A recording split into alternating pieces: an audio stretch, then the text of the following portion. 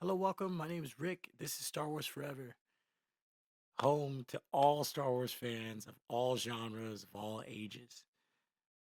So, without further ado, I'm going to tell you why Rogue One could be arguably the best Star Wars movie ever made. Let's get into it.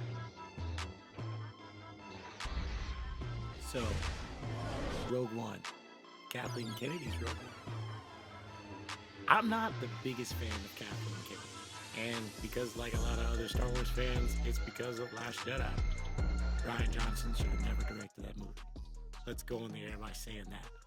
But Rogue One arguably is probably the best Star Wars movie out there. And this is why. It's so complete, it's so on brand, and it has so many callbacks to other Star Wars installments and properties that how can you not love it? From iconic characters like Vader, Tarkin, right? To new characters like Jane Erso, Galen Erso, and showing pivotal characters like Saw Gerrera on screen, you cannot get a better movie than that. But also, the essence of what Star Wars is on display in this movie in a major way. I've always loved Star Wars because it was a story of hope. I was a little kid and I gravitated towards that. When we first enter the world of Star Wars, Episode 4 A New Hope, we meet Leia, Luke, Obi-Wan. The Empire, the galaxy is in dire straits. Everything has gone wrong. The only thing they have to attach themselves to is the hope, a hope of a hero rising up and defeating this empire and setting everything right. That's what this movie is telling us. That's what this movie is guiding us to see for Star Wars, and that's why I love it. Jade, being the main character in this movie, is a character that is compelled by her family ties being wrapped up in creating the Death Star, the Star Killer, right? The planetary moon that goes around and destroys planets from the original Star Wars trilogy. And turns out that her dad was the one that created it against his will, having to live a lie to protect her.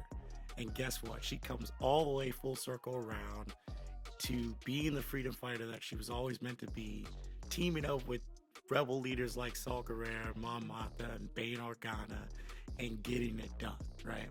Leading the rallying cry to get the battle plans sent off from Scarif into Princess Leia's hands so that she can start a revolution, right? That's what this movie's about. Where there's not a lot of callbacks to the Jedi and the Sith, which I absolutely love about Star Wars.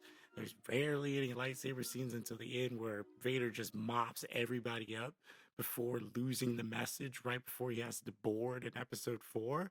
I still love it, right? You know, there's not really a lot of political things going on, but where we do have some political scenes, they're amazing, right? It shows you the rebellion forming. It shows you what Mon Mothma was doing and gives you more tie-ins to those Andor scenes where you see her developing her role as kind of like, I'm a senator, but I'm a freedom fighter on the back end. You see what Bale's doing. It's amazing, right? But with the introduction of pivotal characters like Tarkin, right? Who, in Clone Wars, we see him on the rise as a captain, and now he's a Grand Admiral, and he's trying to steal Krennic's ideas and use them for his own. And you see Vader stepping up and solidifying himself as the enforcer for the Emperor.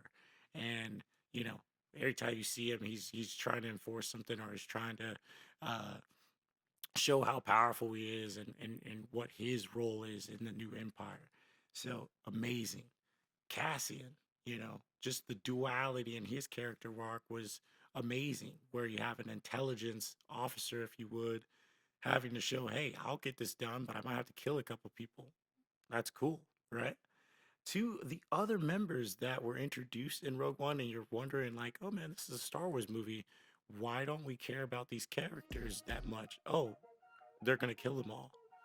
We don't need to care about them, which is insane because in Star Wars it's never been done, right? But I love the direction that it took. That being said, I think every other Disney Star Wars film has fallen short of this mark since the prequels, since the original trilogy, and since Clone Wars. But we have a lot to be excited for between Tales of the Jedi, the Bad Batch, anything pretty much Jon Favreau and Dave Filoni have their hands on. That's going to be pivotal Star Wars. But Rogue One definitely gave me hope, and the Star Wars stories have been amazing outside of the sequel trilogy, which did have its moments and has a place definitely in Star Wars. But if they do anything the way that they did Rogue One, then Star Wars will always live, right? And that's why, the channel is Star Wars Forever, because Star Wars will forever live just because of the way it makes us feel, and the principles that it upholds, like hope in the hero's journey. That being said, I appreciate anyone who took the time out to watch the video, and please come along and subscribe and join me on my journey. Star Wars has always been there for me since I was been a little kid, and I used to write fan fiction and draw Jedi when I was younger. And I'm extremely grateful to be able to share this with the global audience and the family that is Star Wars. I will be highlighting new Star Wars content, going over story arcs, anything that I find cool in the mythos and the universe of Star Wars. So, like I said, if you like that, if that speaks to your heart, I'd love to have you follow my journey. Please like and subscribe. And like always, Star Wars forever. Thank you guys. This is Rick. You guys have a blessed day.